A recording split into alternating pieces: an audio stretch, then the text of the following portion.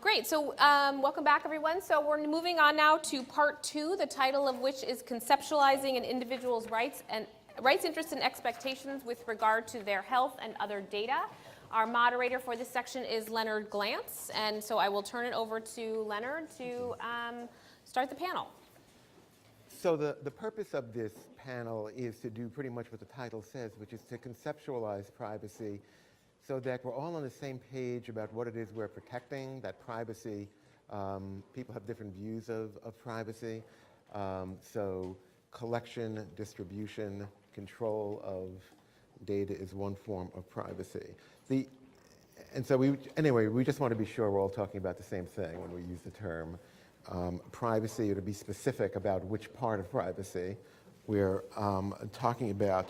You'll also notice that it doesn't talk about patients.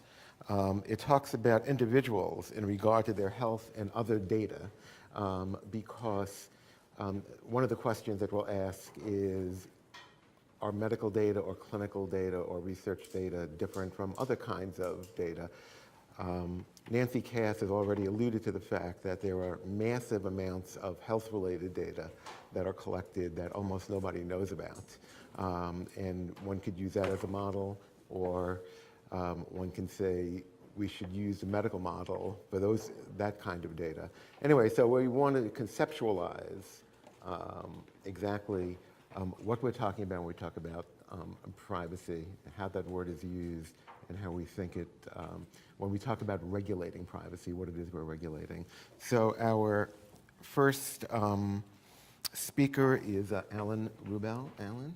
So I'll just want to start by describing a little bit of what Leonard just said. This panel is supposed to conceptualize privacy and privacy rights. And the hope is that people are on the same page, talking about the same thing. And my background is long, when I think about conceptualizing rights and privacy, I kind of think 5 minutes, it's impossible. What can we actually do to try to pin down at least some things that we can agree on to, at least provisionally, in order to think through what interests or values are actually at stake.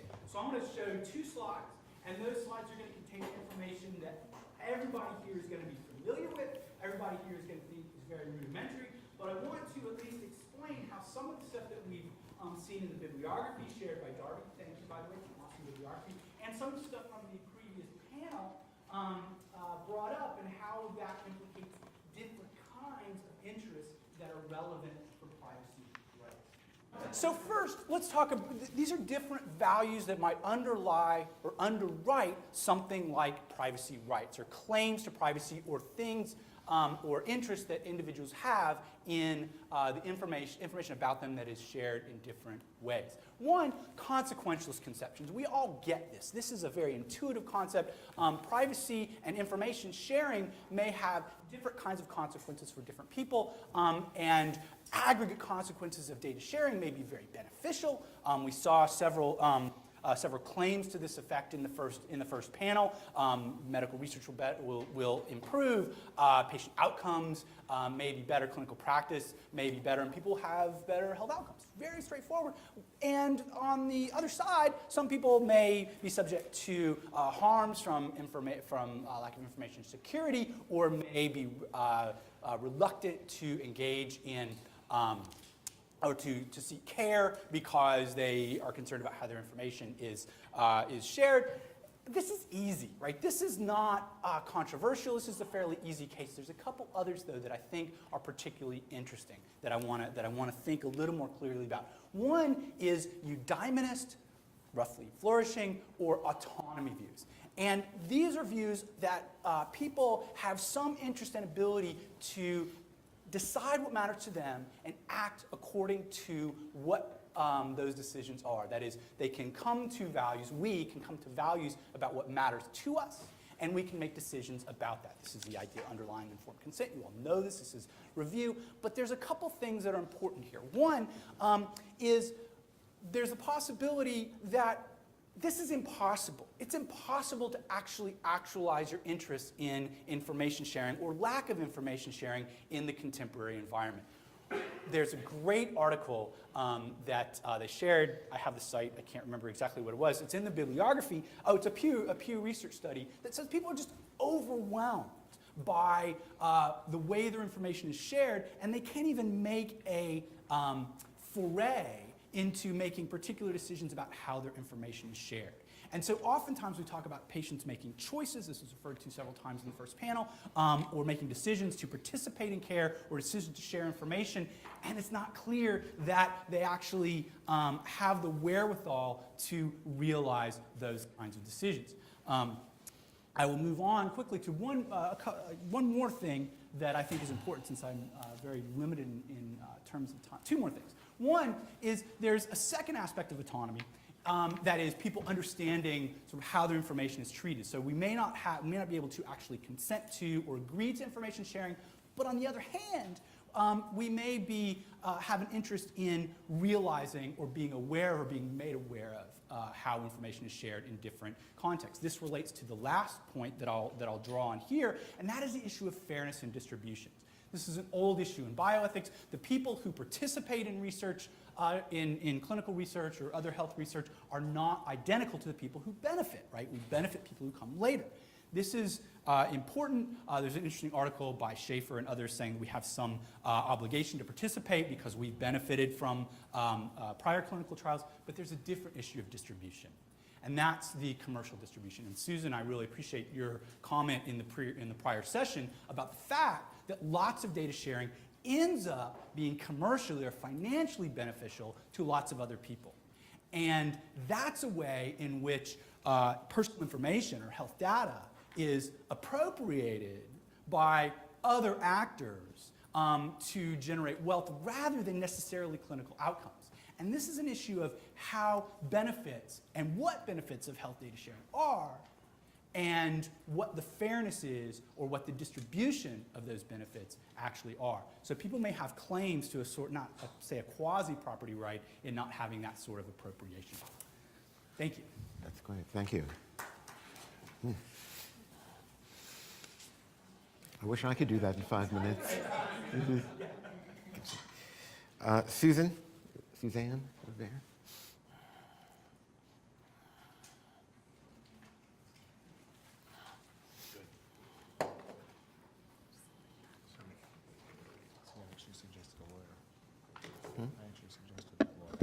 Thanks. Good morning. I want to thank Primer for inviting me to participate today, and especially Darby for handling all the logistics. I have just a couple slides to underscore the points I want to make today. And I'll begin by saying I think we treat research differently than other activities of life. And this form of exceptionalism, of treating research differently, is a problem, and I'll tell you why I think it's a problem. For historical reasons, we tend to overestimate the risks associated with research and err on the side of protection. And we do this not just for clinical trials of new drugs and devices, but also with so-called informational risks associated with studies involving the use of existing data. We're worried about security breaches that might lead to our information being hacked or leaked without our knowledge. We're concerned about intentional misbehavior by unethical researchers or others who may use information about us for nefarious purposes, or even just for purposes with which we don't personally agree. Some of the fear can be attributed to punctuating incidents that have been sensationalized in ways that imply wrongdoing, such as Rebecca Skloot's book about the use of Mrs. Lack's immortal cancer cells, or the settlement out of court of the dispute between the Havasupai Nation and Arizona State University. And although both these cases involved research with biomedical specimens, it was the information associated with or derived from those specimens that is perceived to have caused or exacerbated harms to the parties involved. So I think many of us in this room, having studied both cases closely, could parse the numerous ways in which they do a disservice to the discussion we're having today, because important aspects have been misunderstood or mischaracterized in the media or divorced from their historical context. But it's still true that the commotion caused by these events has permeated the national consciousness and importantly influenced the framers of our new common rule. And you can bet when Oprah Winfrey's HBO treatment of Skloot's book debuts in April, It will contribute more fodder to the national dialogue about the rights and welfare of research subjects, so get your popcorn ready. But this focus on protecting individual subjects' rights, by and large, has been divorced from the reality of how people treat their information in virtually every other non-research realm. Increasingly, we willingly share all manner of information that previously might have been considered personal, and I would cite here the phenomena of people posting their sonogram photos directly to Facebook as a kind of modern-day pregnancy announcement, and the nearly incessant self-documentation routines practiced by the average teenager via Snapchat. We also happily share information about ourselves with corporate entities in exchange for perceived benefits. For example, to get expert advice about the best driving routes, our precise location is beamed from our phones to services like Waze, and we let Netflix surveil our favorite shows and movies in exchange for recommendations about other shows or movies we might also like. And to get good discounts at the local supermarket, we allow them to record detailed information about our shopping habits. Now, perhaps we have good reason to be less concerned about the Piggly Wiggly knowing our favorite brand of shampoo than we might about our local academic medical center using information from a recent biopsy to study cancer. But should we be? Are there important differences in context that justify our exceptional attention to research-related data risks? What's the real likelihood of material harms to subjects from the use or reuse of their data? If the data are identified, presumably there's the potential for stigmatizing information to be used in a way that could harm a person's legal, employment, immigration, insurability, or social status. But IRBs already evaluate and monitor plans for the use of data to assure risks are minimized. That's one of their jobs. I would argue that holding researchers accountable for unauthorized acts is a better gatekeeping mechanism than making it harder for everyone else to use existing data across the board. For de-identified data, the question becomes even murkier.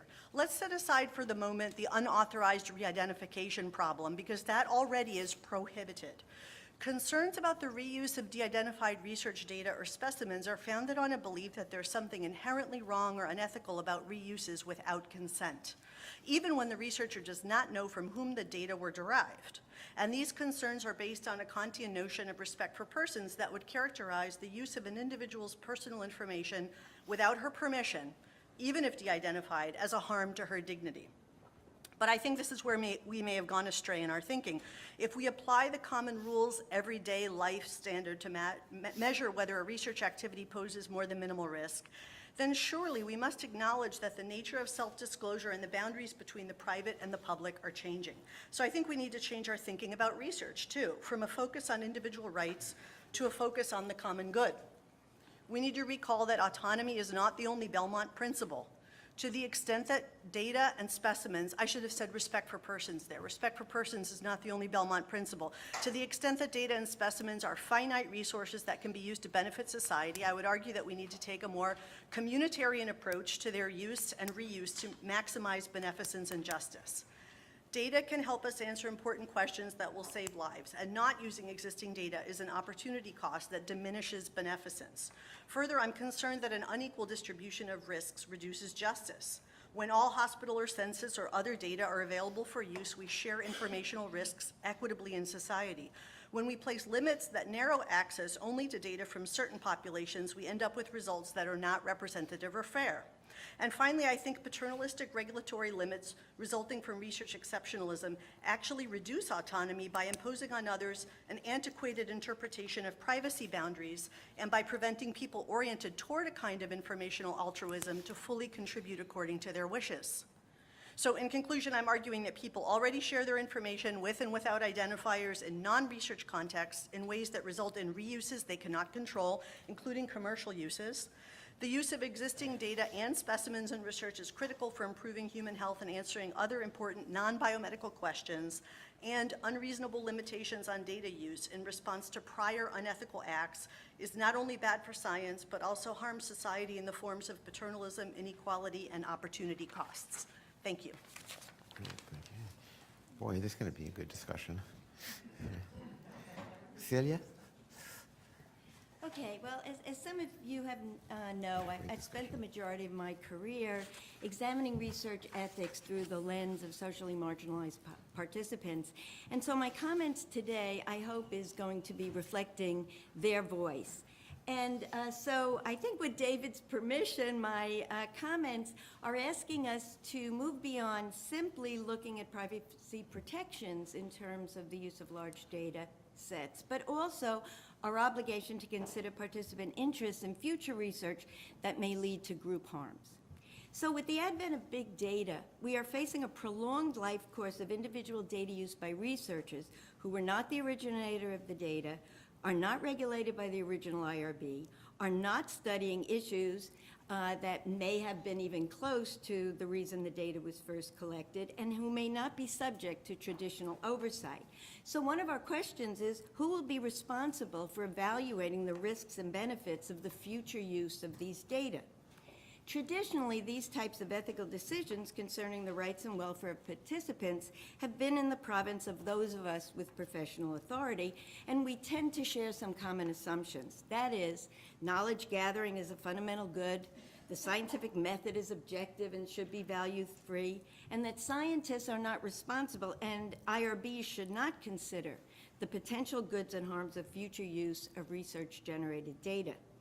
However, the assumption that scientific progress is a social good is not always shared by those with less power and influence, who may be most affected by future health policies informed by big data research.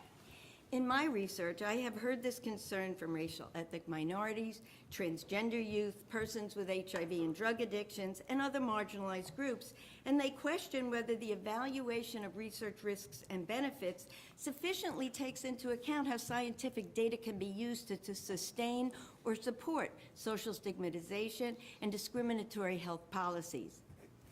As you all know, our human subjects regulatory system is based on protecting the rights and welfare of individual research participants.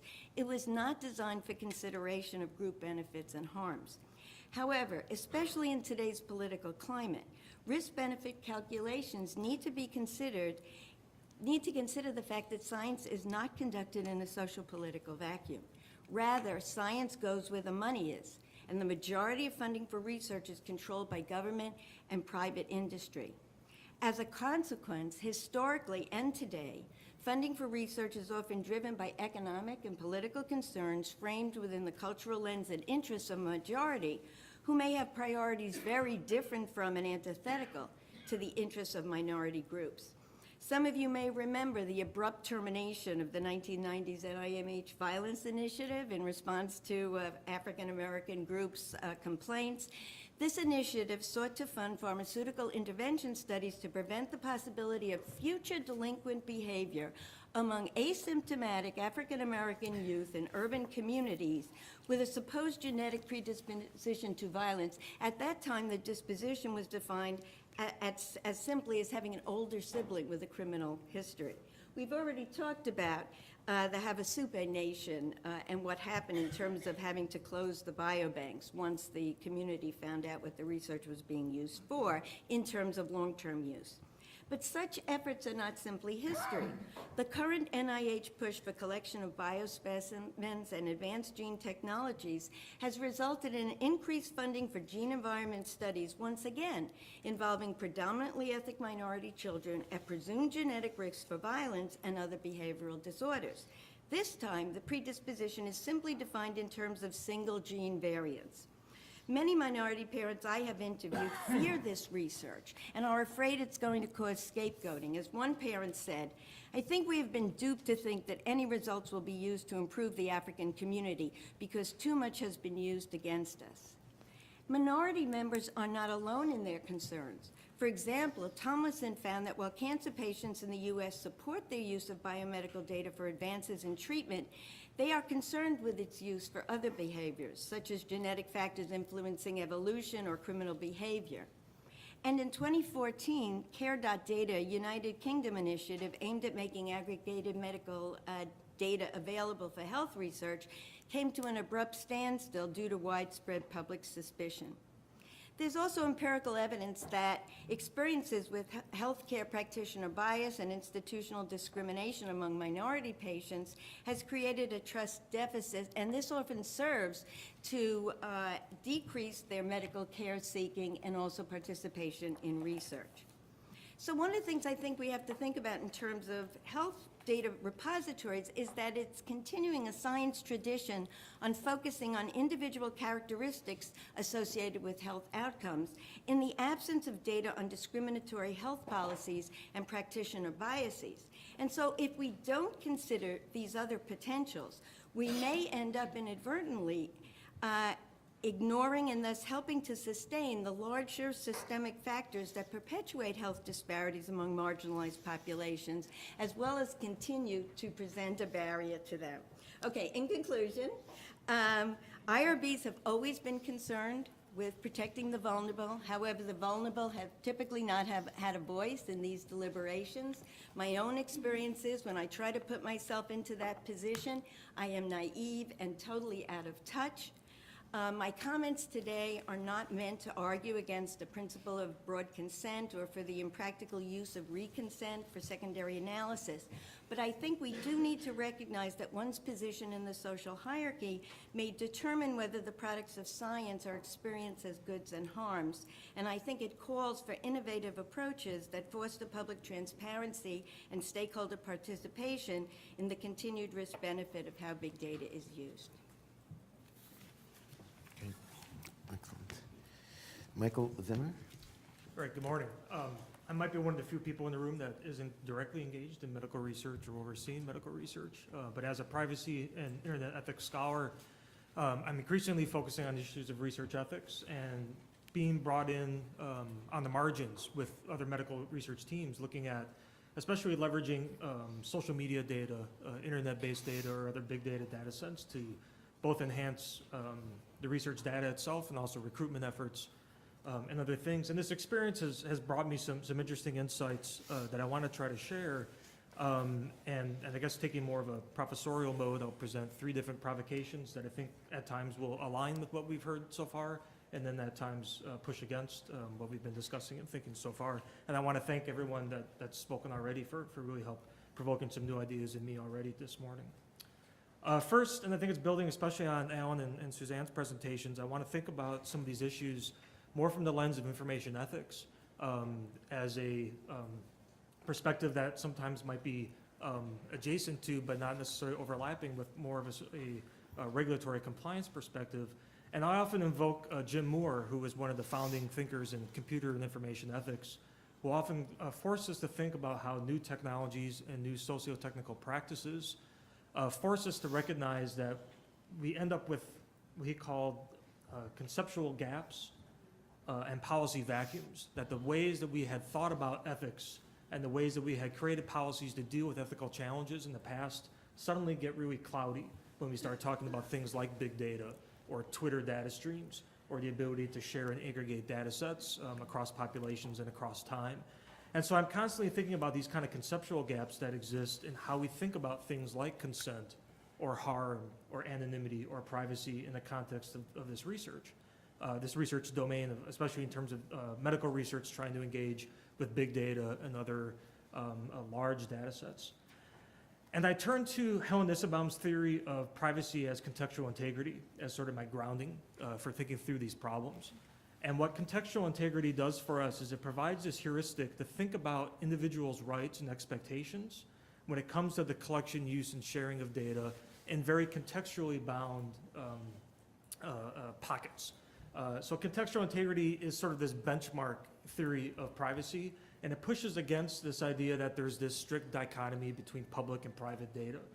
That because my salary is public information as a state employee, that I'm going to share it with all of you right now. That's not how things work. We still have different contextually bound norms of information flow, principles of transmission, and other kinds of expectations on how data flows. So that's why you share some information with your physician and not with your banker, and some information with your students and not your spouse. Those are these contexts that define how information flows and how we expect it to flow. And so contextual integrity can give us sort of this heuristic to help us analyze points of departure from this expected flows. So in the privacy domain, we think about this, that I shared something on Facebook and I expected my friends to be able to see it, and I didn't expect it to be used for some third purpose or to be shared with somebody else or suddenly be even part of a research data set. It's something that we need to think about in terms of what are the expectations of users when they share data within particular contexts. So contextual integrity gives us sort of a set of decisions we can go through as we analyze this. It's not meant to be something that blocks us from using data or engaging in that research, but it gives us tools to start thinking about why a red flag might be raised, and then we have to weigh sort of these broader challenges like individual rights versus common good. So at least we're giving a moment of reflection on the challenge and not just saying, oh, the data's public, let's just forge ahead. So that's sort of my second provocation, which I think is going to bleed into the discussion this afternoon on consent, to get us to think about what it means to have consent when we have these very contextually bound engagements of data sharing. I frequently see research where it's like, well, they clicked the I agree box 3 years ago when they set up that account to access some photos on some platform, so therefore I can have the data. And again, my provocation is to get us to stop and think about what did it mean for them when they clicked that box, what did they understand as a user, what has changed in terms of that environment, what has changed in terms of use. And the third thing that I'll speak of in the time I have has to do with data sharing. That came up a little bit earlier as well this morning, and how we need to think a little bit more about the nature of data sharing. One thing I want to push back on, at least in this morning's discussion, we've been talking about data as just data. We just have data, and it's this sort of homogeneous conceptual idea, but there's very different types of data. There's the data that I voluntarily share on patients like me. There's data that I might voluntarily share in a limited community, like putting a breast cancer hashtag on a Twitter post about treatment that I'm engaged in. There's the data I share with Fitbit and the people that I'm friends with on Fitbit. There's the data that leaks out of my search engine activity. And we need to just think about these different complexities of how different types of data and how it's being used both in the initial use and the secondary use. And I have 25 more things to talk about that we can do later. So thank you. Thank you. Ifroma? Hello. I feel really lucky to be part of this panel, and I thank the previous presenters, and especially Michael. I feel like he set up my presentation quite perfectly, so thank you very much for that. In continuing with what Michael has already presented, I also will be speaking about policy vacuums and what I see as ethical gaps. So the liminalities, really, when it comes to legal protections for human research, human subjects of research. And to start with, I will also be presenting some provocations for you in terms of rethinking our definitions for some of the words that we use when we think of ethics of data use and access. So first of all, the first provocation is really thinking through what we mean by human subject. Do we think of a human subject solely as a person or really a patient engaged in clinical trials? Or do we recognize that a human subject can actually be outside of a clinical setting? And particularly, do we recognize consumers as human subjects of research? So I offer you this recent example where Facebook conducted a study without express consent of emotions, right? And Facebook sought to manipulate really the mental state of its users and to document the effects of different news feeds on the mental states of its users. And of course, when this was discovered, there was an uproar and subsequent apologies from the academic researchers who had partnered with Facebook to conduct this research. And the question is, what were the IRB protections there, particularly for the people who were essentially the unwitting human subjects of this research? And what were the thought processes in terms of really evaluating any potential harms that could have resulted from this type of research? So it is really important that we start to think of who is a human subject, particularly given, as Michael mentioned, the socio-technological phenomena that we're seeing, particularly in terms of social media, but also emerging technologies in terms of the capture of health data. So to that end, I really want to focus on genetic data as health data. Much of my research has looked at genetic data, particularly the health law that protects genetic data. And it's interesting to note that since the emergence of genetic testing, we have come a very long way from genetic testing being solely in a clinical setting to now being really a direct consumer type of service. So the biggest example of a provider for such a DTC testing is really 23andMe. And recently we saw that 23andMe actually had a $60 million deal with Genentech to sell the genetic information it had collected from its users. So users of 23andMe's genetic testing service pay $99, which if you think about it, if you have any sort of experience with the technology of genetic testing, does not actually cover the cost of genetic testing. So there is, an argument that the $99 is somewhat of a lure for people to engage in genetic testing, and then once they engage in the process, they have the option of checking a research box, and the checking of that research box allows essentially their information to be sold. And the question is, what is really the conception of the consumer when they're checking a research box? Are they thinking this is for altruistic research purposes or for research that would benefit me? Or are they really giving carte blanche for their information to be sold to undisclosed third parties? Because that was actually part of 23andMe's commercial plan. Not only did they sell to Genentech, but they also sold to undisclosed entities. So here's the question of whether the human subject, really the consumer in this case, should have knowledge of who those undisclosed entities are. Also, I would like to speak of human subjects within the concept of, my time is quickly going, human subjects within the concept of workplace wellness programs, which is, a burgeoning industry. So workplace wellness programs are employed by the majority of large employers, and within workplace wellness programs, under the ACA, they have the authority to collect health data, specifically family medical histories, which are considered genetic data, and which otherwise would have been precluded by the Genetic Information Non-Discrimination Act.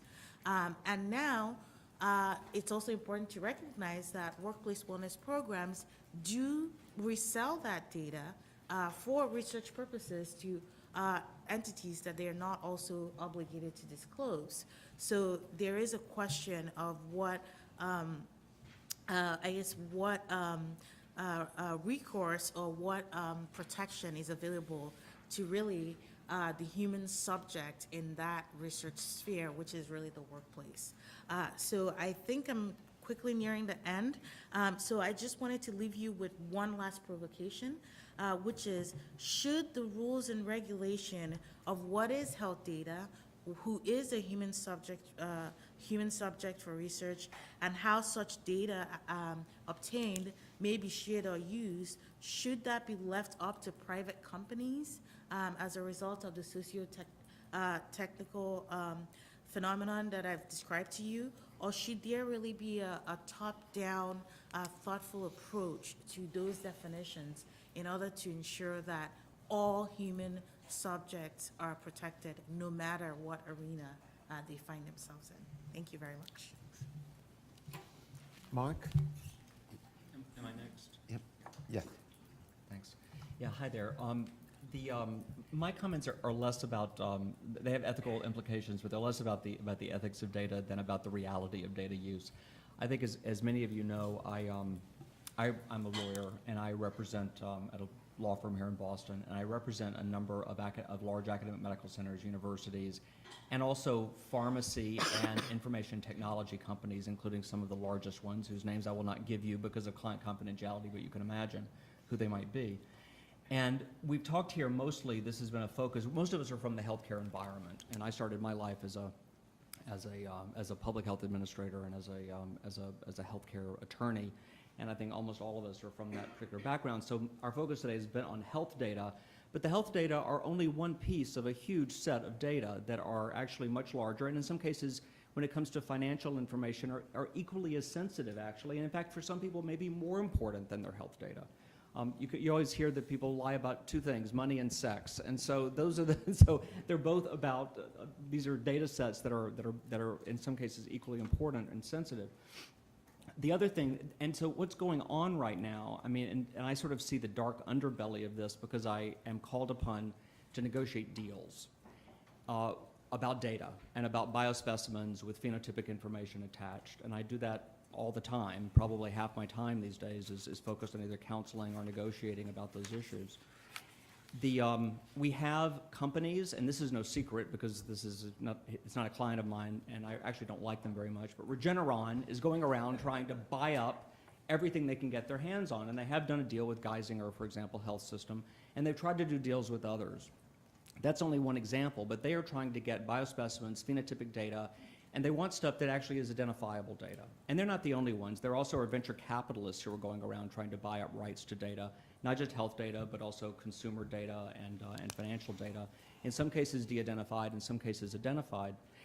Then we have, and we've not talked about the international implications, and I know this is focused on the American domestic situation, but in India, just so you know, there is a government process which was founded by the Congress Party, but Modi and the BJP have continued it, in which the India Stack program has actually taken phenotypic information, iris scans, and fingerprints of 1.2 billion Indians and is making that information available to commercial firms on an identified basis.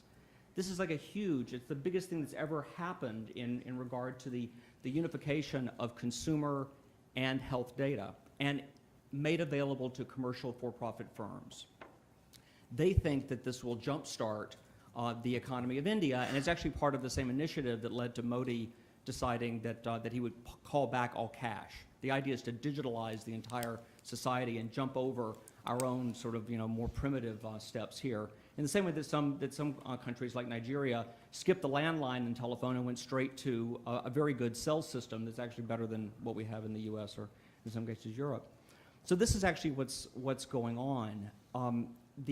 So that's just as a kind of fact check on the background.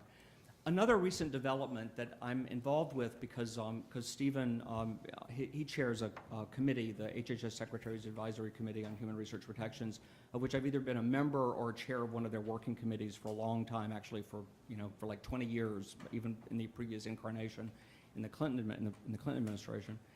And we've been focused, as many of you in this room have been focused, and I know as Primer has been focused on the issue of the revision to the Common Rule.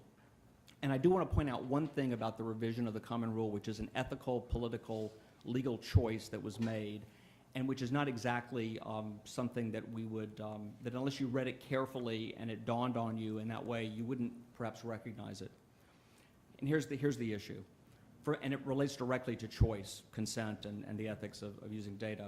For a long time, there was a debate that we had about whether, within SACHERT, but also we had within our academic institutions, as to whether if someone wanted to pull their data, wanted to withdraw from a trial or pull their data or biospecimen, identify data or biospecimen from a data set, whether we then, because they wanted to withdraw their consent, which is their right, would we have the right then as researchers to de-identify the stuff and keep using it? The answer that we usually came up with was, no, we don't have that right to de-identify and keep using. Well, surprise, the Common Rule has made in the revision has made the alternate choice across the board, which is the Common Rule says that if you want to revoke your so-called broad consent, then the owner, that is the institution that holds the data, the identifiable data, or the biospecimen with identifiers, is allowed to de-identify and keep using. That's in the regulation. It's a huge value choice.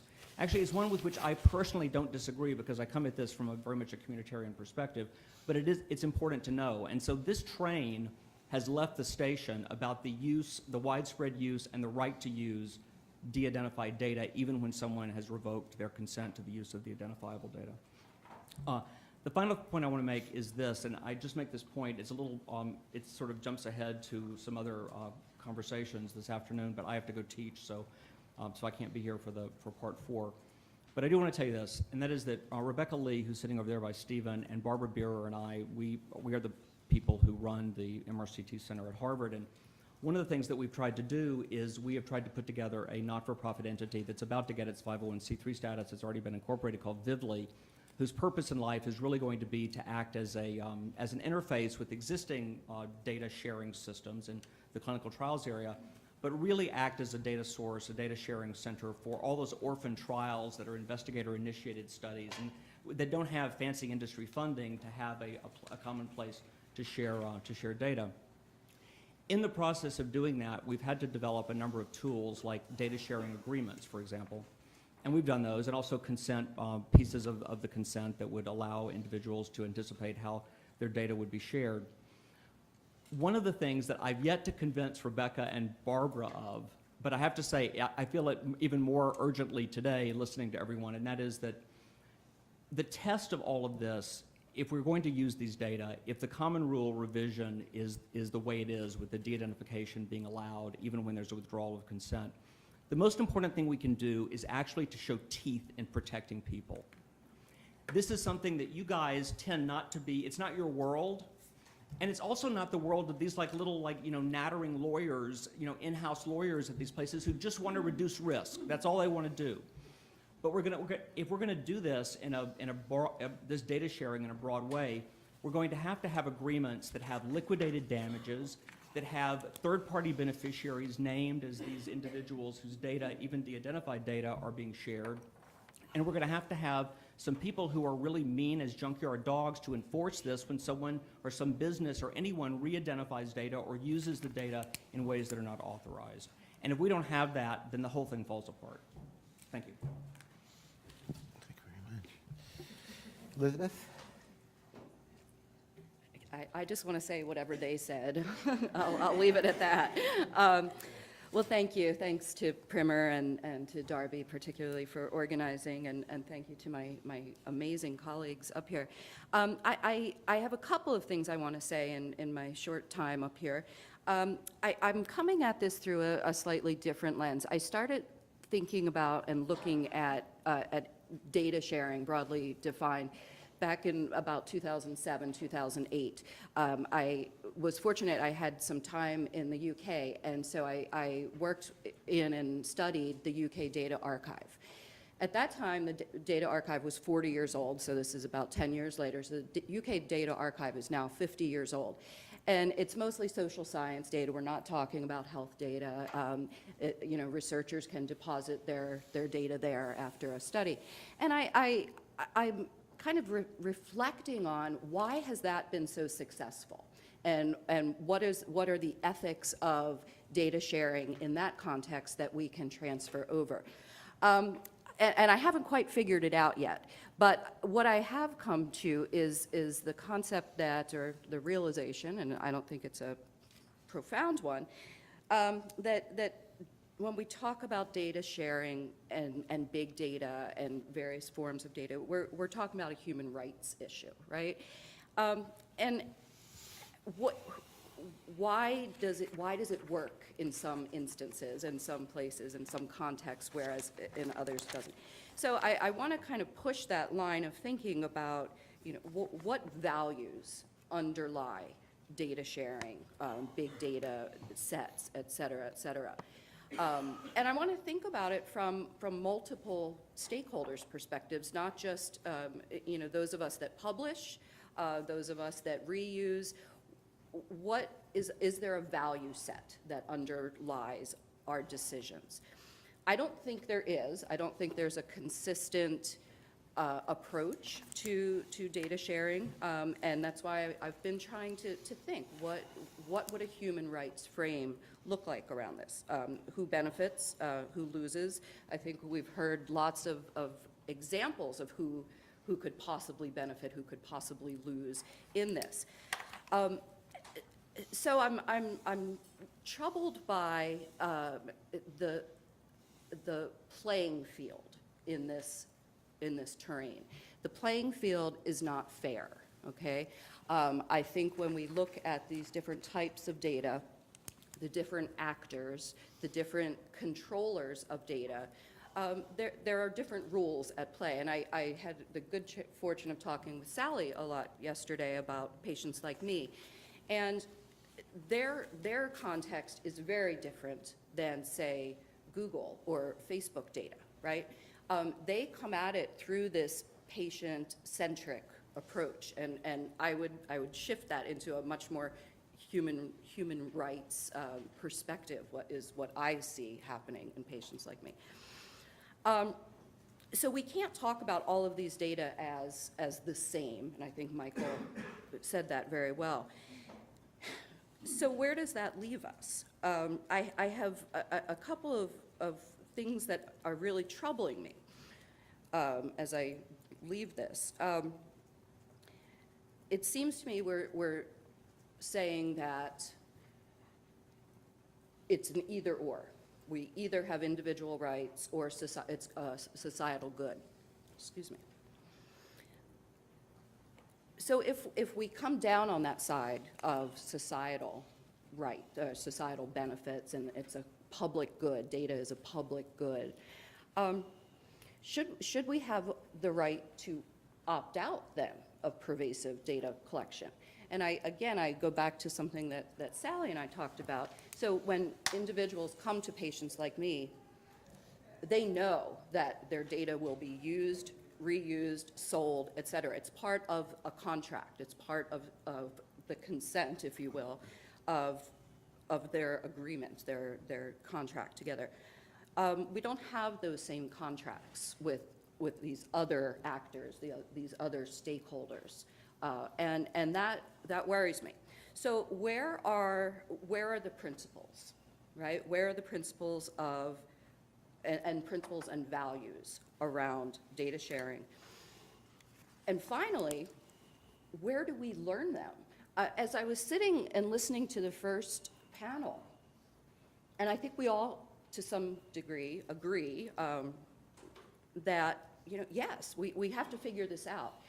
But as someone who's taught research methods, where do we put this in our curriculum, right? Where are we teaching? Who's teaching the next generation, first about the values of big data, data sharing, et cetera, and who's not hearing that? And I think that's really important. And who hears it and through what lens, to me, is very, very critical. So I look at, and I guess my plea or my provocation is, where are we in education in talking about this? Are we, I think there's maybe one or two data scientists in the room. Are you guys talking about the ethics of data sharing? Those of us in the classroom that teach research methods, are we training our students about the ethos of sharing? And again, who's defining that through what lens? I go back to a statement from 1990, and this is slightly out of context. If people were rewarded for contributing to data banks, it would enhance the scientific ethos. This is back in 1990, and I think that's something that we've kind of lost along the way. And so to wrap up, I really think we need to prioritize how we define the values and the principles of data sharing. What do we mean when we talk about data as a human right? When we talk about big data, is big data even an issue in poorer countries? Is that something that we need to concern, or is big data a first world problem? Is another way to question it. So I will stop there. And I think we'll have good conversations later. Thank you. Great. Thanks so much.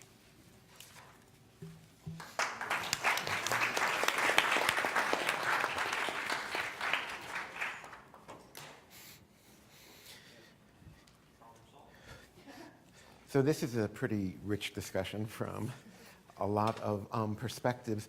I was wondering if we can go back to the issue of harm. And because all of you, in one way or another, touched on the issue of harm. Harm may be doing research that stigmatizes particular groups. I don't know if that's a privacy issue or some other kind of issue. Harm may come about as a result of bad guys getting their hands on the data with data breaches. Harm may come about as a result of lack of trust of people. And so what I want to start with is if we could keep the information out of the hands of bad actors, away from the hackers, and if we can keep the information from employers and insurers, this goes to Mark's point about if the stuff leaks, someone needs to be accountable for it. If we could keep it within the systems of research, is there harm in collecting private information and distributing it among good actors who want to cure diseases and make the world a better place to live in? Yeah, go ahead, Mike. Yeah, so, I mean, this might be maybe where maybe Suzanne and I might disagree. And framing harm in those terms is, to me, one of the challenges that we have, because there we're talking about identifiable bad actors or financial harm. And that's where I commonly am trying to urge people, when they think about harm, to move beyond that kind of a utility approach, a very U.S. kind of approach of harm, and thinking in what I would characterize as a European approach, which is a dignity focus on harm, and trying to recognize that we have to at least be attentive to this question of autonomy and the user having the ability to decide what happens with their data. Mm-hmm. So if we've paid respect to that, then I think this argument towards the common good, and I see this used flippantly, like for science, as of course I can grab OkCupid data because it's for science. But it's not that simple. But if we've attempted to, if we've done some of the things that you've talked about, then I think the concerns for harm become minimized, but I don't want to suggest that harm disappears because we've secured the data from hackers, or we've made sure that the big bad evil insurance company doesn't get it. So what is the harm that you're talking about? What I'm trying to focus more on is my ability as an individual to decide how my data is being used. And the way that I typically frame that is recognizing a very close connection to data about me with me, and that there's not this distance between me and my identity and my personhood and a piece of data about me. I'm trying to close that gap to say that just as much respect as you should give me as a human being should be afforded to a piece of data about me. Now, that becomes difficult because we're dealing with large, complex, abstract data. And so I'm not trying to put a barrier between that, but just saying that there's at least a bump we have to go over and navigate before we move forward. So does de-identification take care of the problem? No. I'm sorry. Yeah, let me just talk about, when we talk about getting the bad people out, the question really is who's to evaluate a bad action? Right. The NIH Violence Initiative was seen to be doing a public good. That is, there's all this crime in urban environments, so we're going to go in and drug a bunch of kids to prevent that. I think there's also this notion of public good, but the question is, who is the public? And I think that there needs to be more transparency in the purposes of research. I do think privacy encompasses potential harm to one's group, because one is using, especially in biomedical data, one is using my personal biological information in the future to potentially do something that may be stigmatizing or lead to an insurance act that is going to make my insurance more expensive, or perhaps I can't even get it because I'm associated with a particular group. So I do think there has to be more control and oversight in some way with respect to what are future harms that we can't possibly anticipate right now with the use of our data. Now, one way that might be done is through public transparency, because we've seen that public comments and the way the public reacts can have a large influence on where government is going to fund certain things. And so how we begin, what is the responsibility of those companies or places that are holding data, approving the use of their data in terms of making transparent what the aims are of each study that they're supporting? Ifeoma, were you going to comment? To follow on what Michael was saying, I feel that when I hear the question of harm, I feel that what's really being asked is what's the economic harm? And I think that is perhaps, I think as Celia notes, a somewhat short-sighted question and a somewhat too narrow of a focus. Because I think harm definitely can go beyond just the economic. So the loss of autonomy, as Michael was noting, the loss of control of one's data, especially in the health and medical realm that is connected to one's personhood, that is not really a type of harm that can be easily quantifiable in an economic way, but it is nonetheless a harm. And this actually brings to mind the theories of Professor Julie Cohen. You know, she has theories about the surveillance innovation complex, and it's sort of the idea that as individuals we're called upon to give up these privacy rights in sort of the service of progress, in the service of technological progress, such that if we have this new technology that can ascertain new things in terms of research on health, then we should just willingly give up our data and not even necessarily ask too many questions because it is in the service of innovation. Whereas actually a lot of times it is merely in the service of surveillance. So that, for me, you know, allows us really to think more of harm, not just merely in an economic way, but more in a dignitary rights way, where we're not doing a sort of a BPL analysis in terms of like some sort of tort analysis, but where more we're thinking in terms of human rights and the preservation of those sorts of rights. So Suzanne, what is your take on this? Yeah, I have a slightly different perspective. I mean, I think Mark really touched on something important when he suggested we ought to be concerned about accountability. I agree with that. I think where there are harms, not just economic harms, but if we can show a group stigma harm, an economic harm, a dropping of insurance, any kind of harm, that there should be consequences for the investigators or whoever the bad actors are.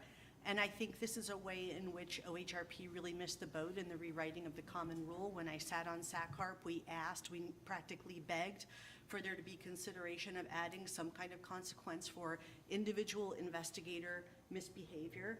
They didn't do that.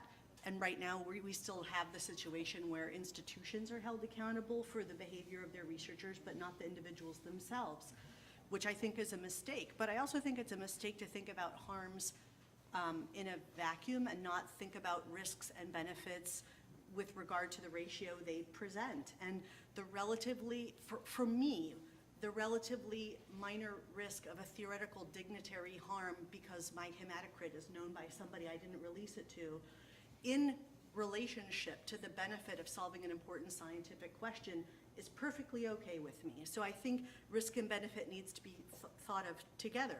And theoretical harms compared with actual benefits, I think many people already make those trade-offs every day. And I would just add, I think the component of trust here is really important. If we trust that the scientific enterprise, generally speaking, is trying to help people, society, the earth, whatever, then it's easier to think about that ratio in ways that are more comforting. If I went around mistrusting everyone as potentially violating my dignity, I would not leave this here when I'm done drinking, because I would imagine that some staff at the hotel might re-identify me from the bit of saliva I leave on the bottle. I don't go through life thinking about that way, but we've grown accustomed to thinking about researchers that way, and that's part of the problem I'm trying to counter. And I know I'm being a little bit provocative, a little bit flip here, but what I'm trying to say is, like, I think we're magnifying the risks, even theoretical risks, and not thinking about the benefits that come from the scientific enterprise. So being provocative is good. So what do I hear for it? Yes, Mark. So I'll be even more provocative. And that is to say that in these debates about the risks and the benefits and the potential harms, let me be provocative first and then I'll be protective. The provocative thing that I have said in many cases, including in SACRO meetings, is, we have a free rider problem, which is that if 80% or 90% of the people opt in or allow their data to be used, but 10% or 20% don't, then those are the ones who suffer no potential dignitary harms, but they get they reap all the benefits of the technological and scientific process. So the very provocative thing I've said is, if you don't want your data used, then we'll put you on a list. And so all the technological and scientific advances that have not used your data, you will not have public access to. So I mean, that's provocative and nasty, but it does illustrate the free rider problem. So that's the provocative thing. The more protective thing is, I do think that the Havasupai case is a very interesting case in this regard, because it was not an economic harm. It was a religious or a dignitary harm, and it was one that was more easily defined than others, because it was what American constitutional lawyers call a discrete and insular minority. It was the quintessential, very discrete, very insular minority, geographically and in every other way. From a legal point of view, from the legal ethics, the legal research point of view, actually what happened, it's a little murky exactly what happened, but essentially what happened is all of the uses, the downstream uses of those data and biospecimens were actually legal. Yeah. Right? I mean, it was all approved by an IRB or anything else. It's just that the IRBs didn't have the paradigm or the concepts or the tools to actually analyze whether there was a discrete and insular minority that would suffer either an economic or non-economic harm. So I would just say that I don't want to overstate harms. I do think that they happen, but I would really concentrate on the harms that either are demonstrable economic harms to individuals, or when it comes to dignitary harms, it would be in general and most typically would happen in the case of a discrete or insular minority. Alan, did you? Yeah, I want to say a couple of things. One is in response to the free rider problem. I want to be very careful not to say that the only way not to be a free rider is to participate in research. You're not a free rider, for example, your tax dollars are supporting research as well. There is an argument, I mean, I've seen lots of arguments that by being a beneficiary of prior research participation, one has some kind of obligation going forward to future people or future beneficiaries to participate as a research subject so as not to be a free rider, but that demands that there be identical participation, that is, as a research subject rather than other sorts of support. So I want to be very careful about what free riderism actually is here. Following up on what several people said, I agree. Yeah, there are many wrongs that ain't harms. Harms ain't the only kind of wrongs. There are. We've talked about dignitary wrongs and so forth. I'll raise one more that isn't quite what other people have said, and that is this. One of the benefits, one of the things that people get out of data sharing and research is money, right? We make money by participating in the research enterprise. Other entities generate shareholder and other sorts of profits. And by contributing your data, you aren't harmed in any sense, maybe dignitarily, maybe not. But nonetheless, you aren't getting that benefit. And that is a distributional issue that I think is worth considering. Here's an example. How many people here teach in a university setting, right? You all use learning management systems, right? Right? So you have online stuff. Those track your students. Companies like Desire to Learn and Blackboard and others use that information to generate substantial profits. My students aren't harmed. Maybe they benefit, but they aren't getting the financial benefit out of that, and I think that's a way in which we might want to concern ourselves with fairness and distribution that ain't talking about harms versus benefits directly. Right. So I'm not sure how much of this just relates to privacy as opposed to research. So for example, the research on violence that, Celia, that you talked about, I mean, the major problem with that is that it was like terrible science. Yeah, I mean, it was terrible science in a variety of ways. The problem there, it seems to me, is that it was funded in the first place, as opposed to the particular data that might have been derived from anybody. So someone mentioned Henrietta Lacks, that, you know, she has there's an immortal cell line. She had cervical cancer. The researchers were trying to see if they could create an immortal cell line. They called it HeLa, which may have been their mistake, because it stands for Henrietta Lacks instead of calling it Joe Smith. And so was and so we have this immortal cell line, which exists today. Is she harmed in any way? Henrietta Lacks? Was she harmed? I mean, I don't Or, think so. I think or she is her wa- dignity harmed? I mean, it doesn't have to be. The dignity harm, I think, was that they allowed her identity to continue to be attached. And That's, so, that's the dignitary harm. So if it was de-identified, it wouldn't be a problem. I mean, I don't think so. I mean, in fact, Okay. if I were her family member, I would be proud that my genetic predecessor had been able to benefit humanity in the way that she had. That would be my They actually perspective. are. Her relatives came to the school the other day and said Good. exactly that. That it's like a wonderful thing that her cells have been able to use to advance the science. Yes. But I think this actually illustrates the point that Alan was trying to make, which is, you know, it's not just about the harm, there's still the issue of fairness and distribution, because of course those immortal cells made quite a bit of money. Right. For the people in control of it, and her descendants are mostly of a lower socioeconomic status, Right. and could have benefited quite considerably from even just a small share of the profits made. So is that a I- privacy issue, or is it something else? Should It's- people be able to I sell would say it's their something cells? else. It's fairness and distribution, just like Alan mentioned, yeah. Yes. But I would just ask, and again, I know I'm being a little provocative here, although I'm not a huge fan of the book, but anyway, if the Lacks family has been harmed by inequality in American society, no doubt, and her descendants continue to be harmed by that, no doubt. But if they had put 1, 2, 3, 4, 5 on that specimen instead of HELA, or if her family were extremely wealthy and didn't need any of the money that came off of this, I'm not sure there'd be a book. So I just worry that this one case that's been sensationalized in a kind of journalistic way has caused people to be mistrustful of a system that they think of as inherently predatory, when I think that's a real oversimplification of what happened, and it construes as a privacy issue or a dignitary harm things that maybe were unfortunate and historically we wish we could change, but I don't think they're research misconduct, and I don't think they're privacy harms. Let me comment. Yeah, I mean, Come I to you think, next. once again, we're not taking into consideration the context in which Henrietta Lacks got services. She went in very, very late for her cancer, part of that being she was very poor. The services were inadequate. Her cells are then used. So, yes, the individual researchers who may have used those cells in the future may not have been harming her in particularly. However, even the context of them being able to get those cells are a context potentially of health disparities that I think we have to consider. The other thing I want to say to you, as a researcher, is that we can't underestimate the influence of the government in terms of the type of research we do.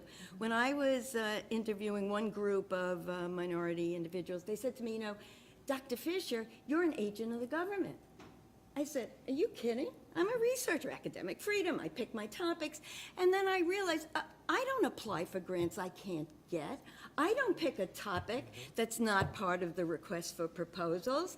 And so I think we have to be very careful in assuming that science is always for the common good, because it really depends upon who's seen as part of that common good and what the government is funding. And I think that's why I was saying, particularly in this times, we don't know what the government is going to be funding. Are they going to be funding the extent to which people of different religious orientations may be more impulsive?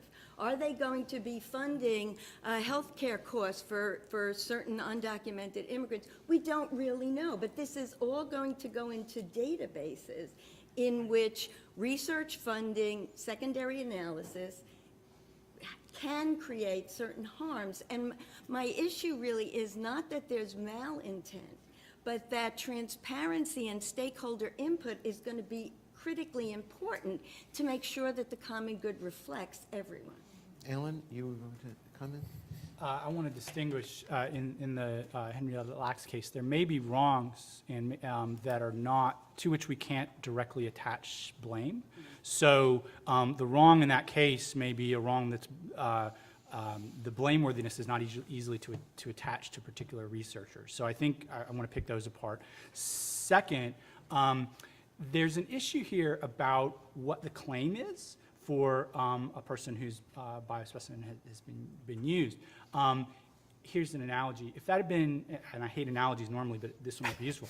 If that had been a song or a poem or haiku, and it had been appropriated and used by lots of other people, it may be the case that the author, in this case, imagine Henrietta Lacks, wouldn't have been harmed because maybe she wouldn't have had the wherewithal to actually exploit that for economic gain. But nonetheless, it points to other issues of distribution and fairness.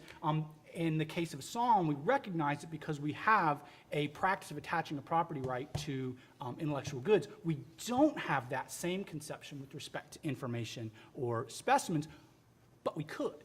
And I think that that's one of these conceptual change that might be worth making.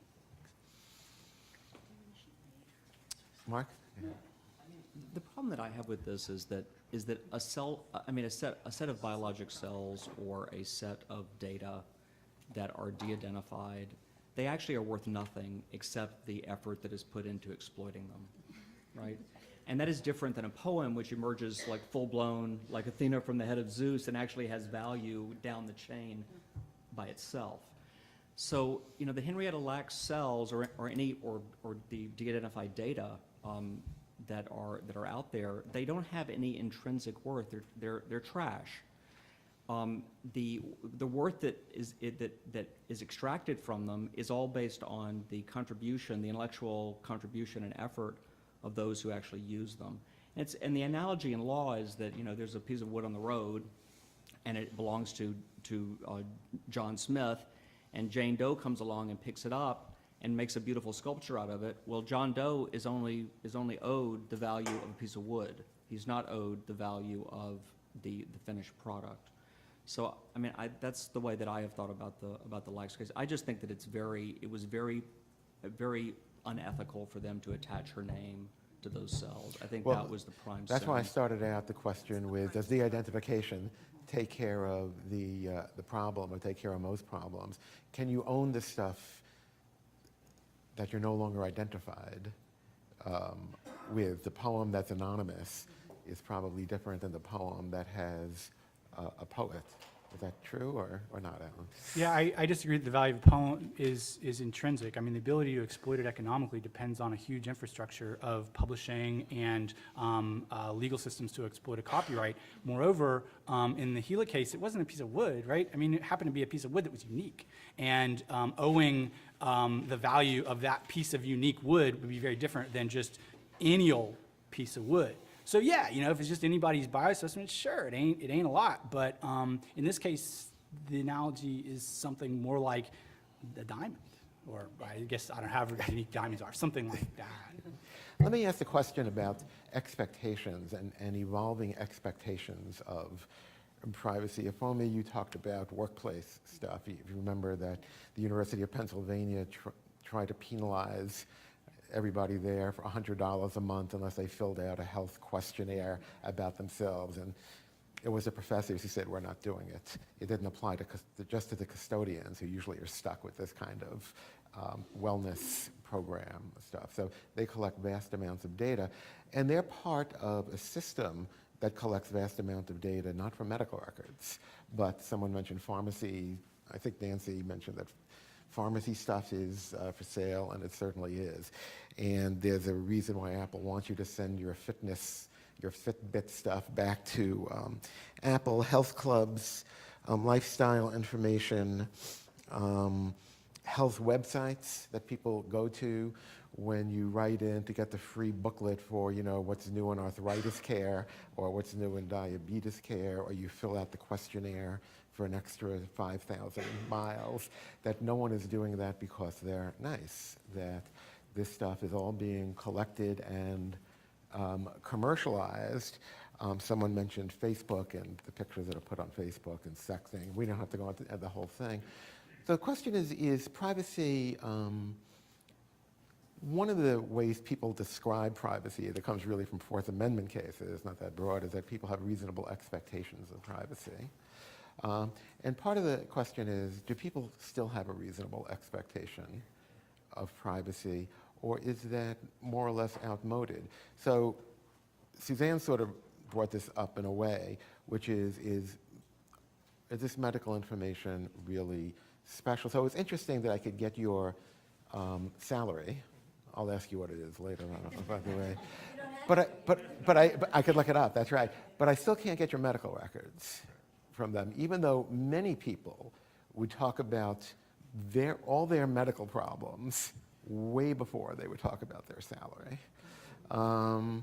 And so the question is sort of, are our concerns about privacy just historical? That we're ignoring the real world right now as it exists. And so if we could say, we're going to collect this information and we're going to only use it to cure diseases. We're not going to use it for purposes of behavioral science. We're going to use it to cure the physical diseases. You're going to have diabetes, muscular dystrophy, cancer, all that sort of stuff. And that's all we're going to use it for.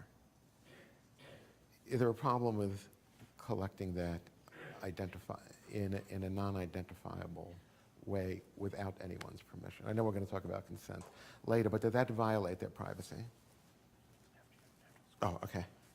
I mean, I'll make a quick answer and say, I don't think that privacy is no longer relevant. I just think conceptions of it change over time. And I would point to Justice Brandeis saying that publishing photographs in the newspaper was going to be the end of society as we know it because of what a And he was horrible right. intrusion into society.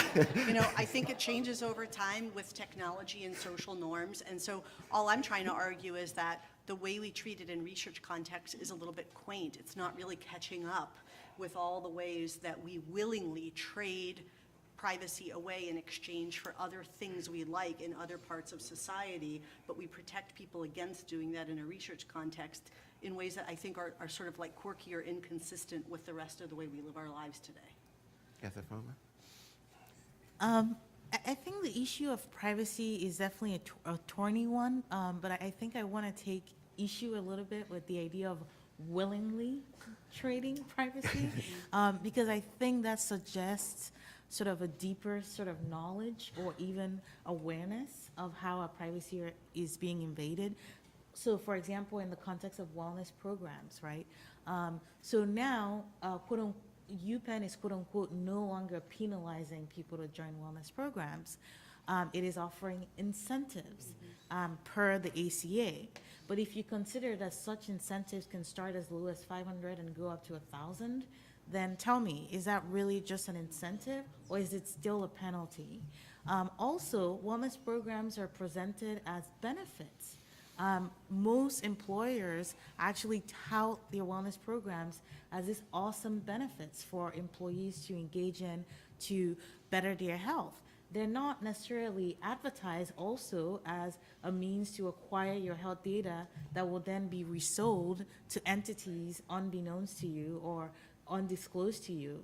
So I think it's very important for us to really query and interrogate this idea of willingly trading or knowingly trading our privacy, because there's a lot the general public is not aware of. Yeah, Mike.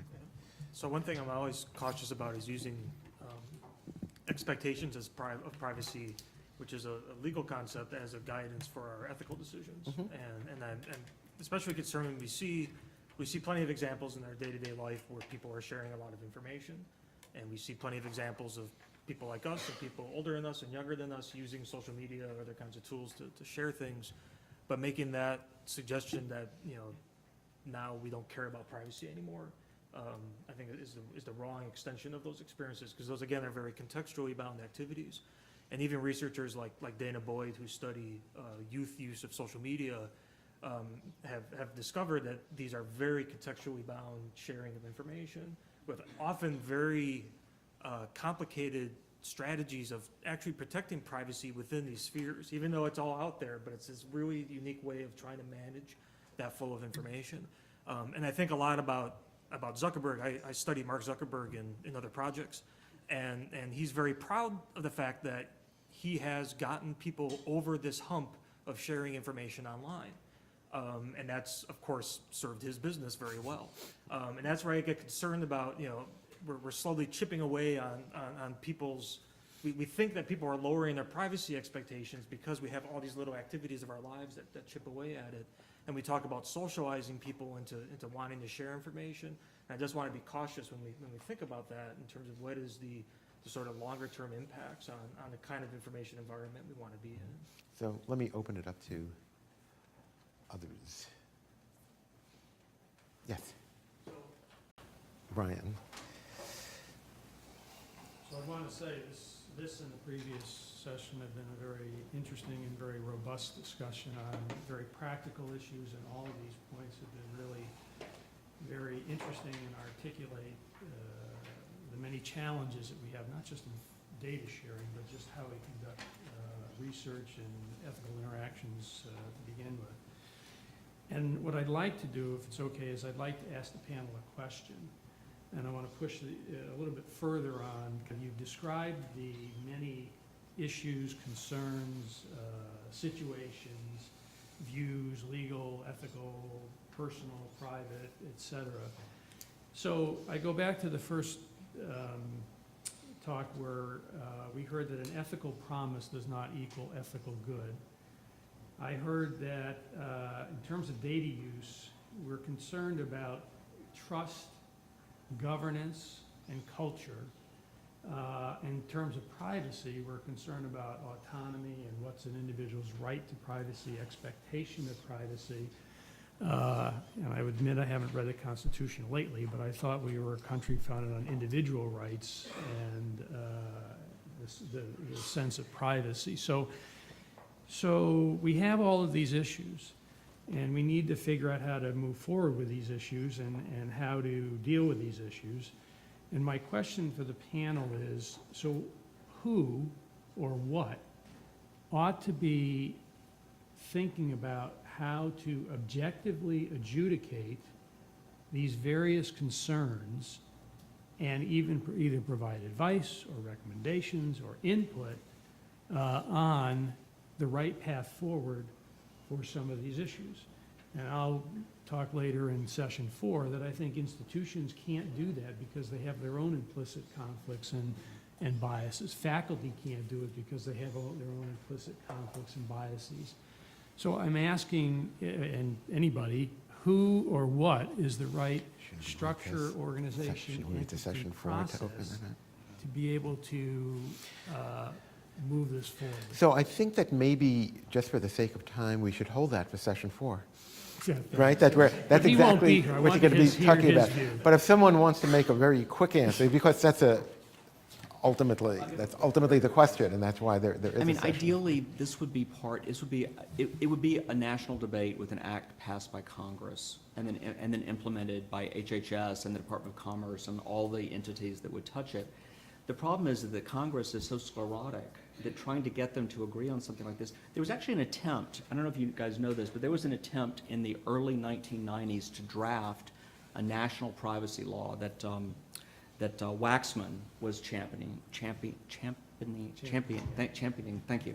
And so, people got called into solemn conclave in Washington, all about it and everything else. And after like 3 months, there were so many interest groups involved that he just gave up, And that was at a time that it was actually much less controversial than this stuff is now. But that would be the ideal way, because it's really part of a social contract that is much larger than institutions, much larger than the research enterprise, right. And it's pervasive in society, and that's the way it should be solved, I think.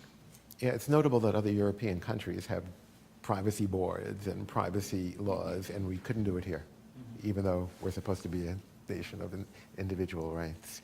But we'll come back to it, right? Yes, there's a... Laura? I can't see you. Sure, I think Alex was before me, but if you're calling me, that's fine. I just wanted to make some points to comment on the presentations we heard at this panel. First, thank you very much. All of your presentations were excellent.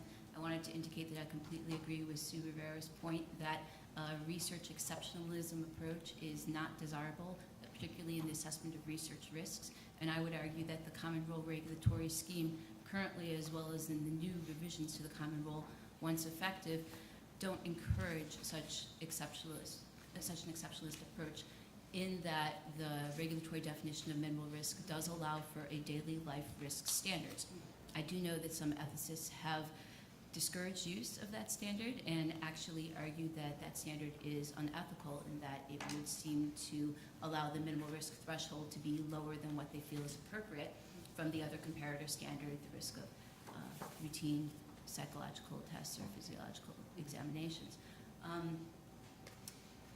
So is the point that because there's so much of this stuff out there already, that this would be a minimal risk? I'm not sure if you're making the point that so much stuff is, privacy is violated in so many other ways, or attenuated in so many other ways, that That's one becomes approach, minimal. is that informational risk is already pervasive in our society, such that it shouldn't be considered some type of an exceptional risk posed by the research, but in fact, it's arguably a risk of daily life that you can use in assessing the minimal risk of that research. For a lot of big data research, if it involves the secondary research use of already collected data, I would argue that that is either ought not to be regulated as human subjects research because perhaps the data is either not private or not identifiable, but yet IRBs are routinely presented with such research proposals to review. And that is difficult to apply a regulatory scheme not designed to apply to this type of research, particularly in the risk assessment. So what would be not private? You said not private or not identifiable. What information are you talking about that would not be private? I think the use of certain types of data sets that are accessible either by the investigator paying a fee to access that data. I'm not talking necessarily about just health data, because I do understand that aggregated medical record data could be still considered private because it's generally not publicly disclosed. But remember, so for secondary research use, the information has to be both private and identifiable in order to be regulated. And I'm not sure that the regulatory standard is actually being applied by IRBs. But I would argue that one of the possible solutions would be IRB education of the type that Primer engages in, because it's the IRB members that need to understand that perhaps this exceptionalistic approach to research-related risks is not best protecting the subjects of the research. Again, I recognize that's debatable.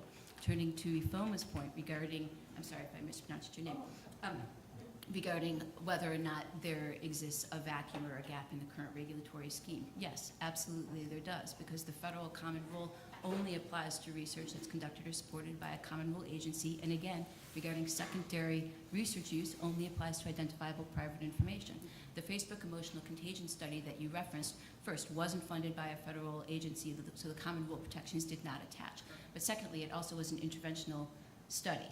There was an interaction with the subjects. It wasn't just secondary research use. So I would put that aside from my general view that big data research is no more than minimal risk. But if so, then the challenge is what type of consistent scheme of ethical oversight could be devised to apply to the subjects of such research, to the consumers that don't expect their data to be used in research. Great. And that's outside of the scope currently of federal regulatory agencies.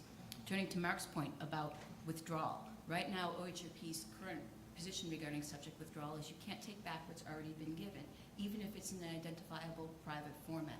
And so researchers can continue to use identifiable private information even after there's this withdrawal. So your comments were interesting about the specific aspects of the revised common rule once effective that would either require a disclosure of additional information to subjects about whether it's contemplated that the research data will be stripped and used for other purposes without consent, or regarding the broad consent and what subject withdrawal means in the context of broad consent. And so I'd be curious to hear what your views are in the next upcoming panel when I'm going to reference those informed consent requirements in assessing how best and whether we could actually devise an enforcement scheme for some of those, particularly when the data is being disclosed and shared to third parties who are not privy to the informed consent agreement. So the only point that I would make, and I would make it briefly and then come up later, I think, is that the common rule isn't the only thing that matters, right? There are like other laws, and that there are other issues, I and know, the I'm ability confining my comments to withdraw. Because that's all I know about. So maybe we'll get into that also, but I imagine Mark could tell you that there's like a lot of laws that deal with things like withdrawing and ownership. I can't see the name. It's Karen, is that you? No, it's Martha. Martha, okay, I just. So I'm just curious about the panel's take on kind of delving a little Could bit you speak just a little louder or more into the Yeah. microphone? delving into the privacy issue, where a lot of what we're talking about is a situation where the person's making the decision to share information about themselves and they know what that information is.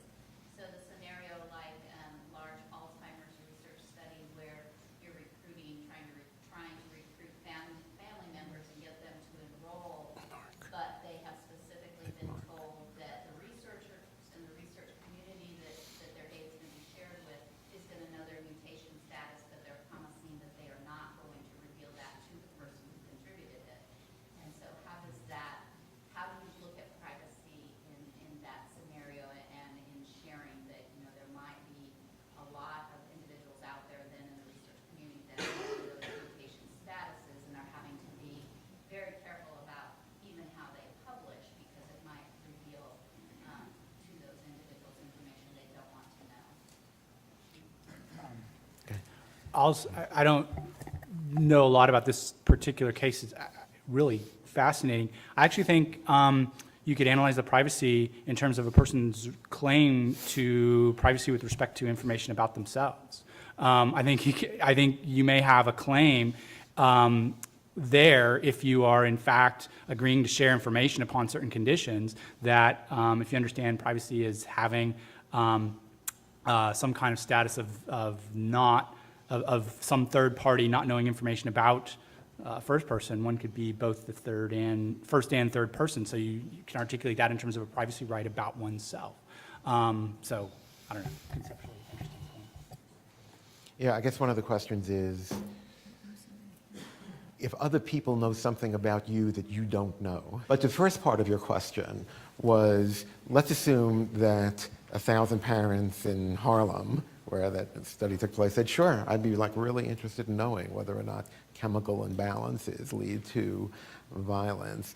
Or, 1,000 members of the tribe said, is there a lot of schizophrenia in the tribe? Is that, true? And they said, fine, we'll do that.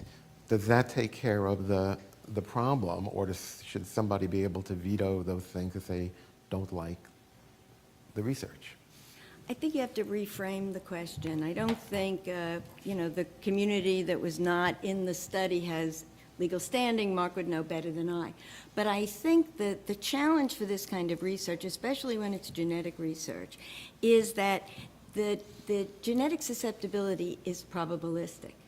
But a lot of times the way we disseminate the results of these studies make it look like it's much more definitive if somebody has a particular gene marker than it is. So that if policies then are instituted based upon our probabilistic data in which it's identifying members of particular communities with particular gene variants that may or may not result in either a disease or a socially unacceptable behavior, then I think there may not be legal standing, but there is clearly harm that's being done to that community.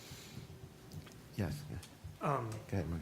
So again, thinking about the work that privacy is doing, as much as I like to talk about privacy, we should remind ourselves that the title and description of this panel doesn't have the word privacy in it, and we're too often using that. If we can just get rid of privacy, if there's not a privacy concern, then we're okay. And I don't want it. That just like if we think about PII, as long as I scrub that out, now I've got an anonymous data set and I can do whatever I want with.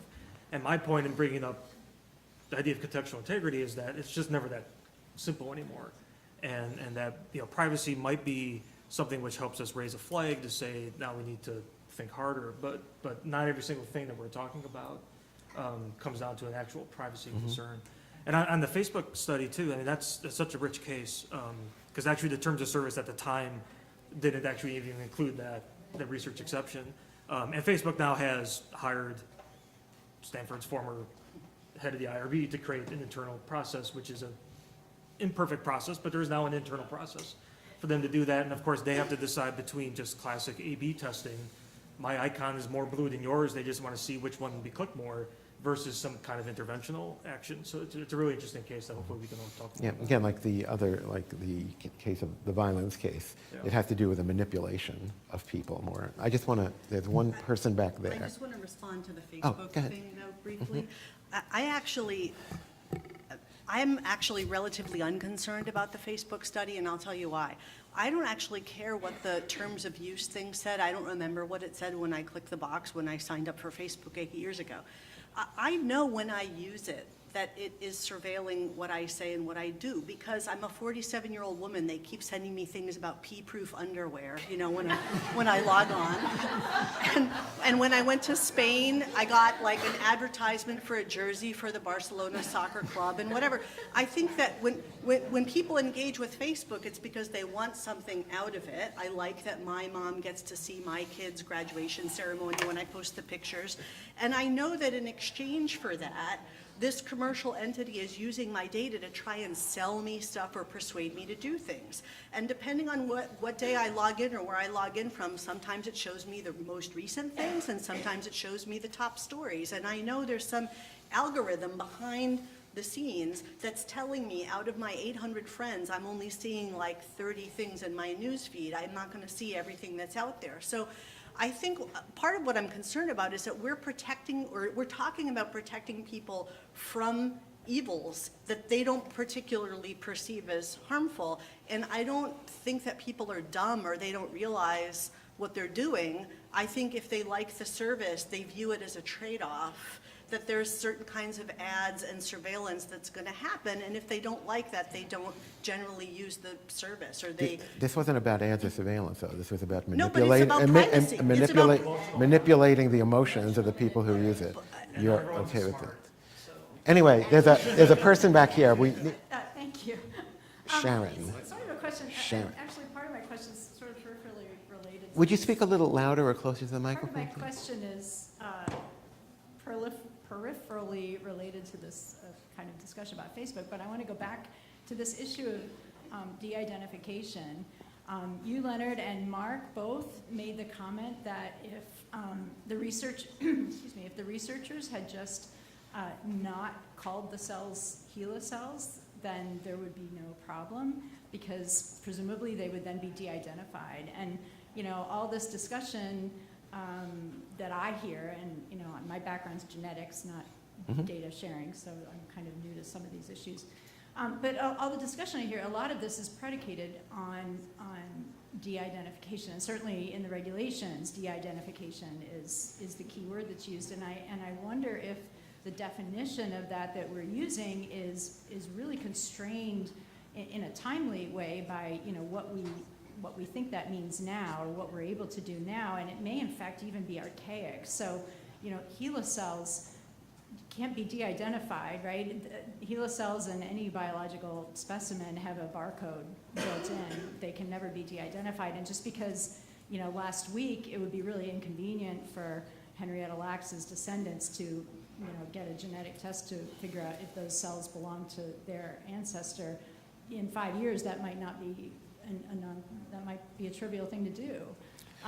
And similarly, you know, with you know, it's not just biological specimens about de-identification. So I work with a colleague who is a sociologist, and he talks about a 2014 Carnegie Mellon study where they used publicly available Facebook profile pictures and were able to identify the first 5 digits of people's social security numbers. So, you know, while Suzanne and me as well, you know, we get on Facebook, I know that my data is being shared. I'm not really expecting people to get my social security number, you know, even though from when my privacy settings are set. So I just wonder about how much it seems that we hang on this concept of de-identification when I'm not sure. Well, you're raising a question of re-identifiability, which is different from de-identification. So what Mark was saying, I think, is that the way you could deal with that is by making it a crime to re-identify people and from stuff which has been de-identified, that it doesn't have to be just a technical thing. So, and that's what we mean by holding people accountable. Would the scientific community be happy with that? To make it a crime to try to re-identify currently de-identified material? Can I say one thing? I'm sorry. Yeah. Again. I mean, there's a fundamental problem here about the definition of de-identification, and that is that the more we de-identify, the more we protect, but the more we de-identify, the less useful the data are for all these purposes. And, I will say that, what we think of as de-identification, at least in this country, is, of course, the HIPAA, de-identification standard, the sort of safe harbor of removing the 18 identifiers. But that was outmoded the day it was published, and that was 16, 17 years ago. And in European countries, it differs from state from state to. In the EU, it differs from the definition of de-identification differs from member state to member state. And there's some member states, for example, that regard gender, ethnicity, religion, race as all identifiers that would have to be taken out of data. Of course, if that happened in the U.S., that would be protective in one sense, but it would also mean that it would be difficult to do health disparities research that are based on ethnicity or race. David? I just want to respond to that. You can if you can do, you can if you can do it in a minute. I can. Okay. So I'm actually not going to say that our standard under HIPAA is perfect, but it was never intended to reduce the risk of re-identification to zero. Never, ever from its inception. So there may be room for improvement, absolutely, but it was never designed to create zero risk of re-identification. Just very low. So I just want to make something explicit, which I think is implicit in the comments made by a number of people here. When they talk about privacy, and it doesn't relate to the risk of harm or the notion of minimal risk of harm, and it doesn't relate to re-identification of de-identified specimens. It fundamentally relates to this question of willingness or knowing, awareness of donating your information to either known purposes or subsequent unknown purposes. And I think that those issues bear very strongly on the notion of what are people's rights and how we want to define them with regard to information derived from them. And how in this mix do we balance those interests against the values that we talked about in session one of widespread collection of information from people, and how do we understand our views about individual rights of that sort when we feel this interest in engaging populations of people in the scientific enterprise in the way that we've talked about. So I just wanted to make that explicit, and I think it bears on, I think, some of what we'll discuss in part 3, after lunch. It is lunchtime. So I want to thank the panel for a really terrific discussion.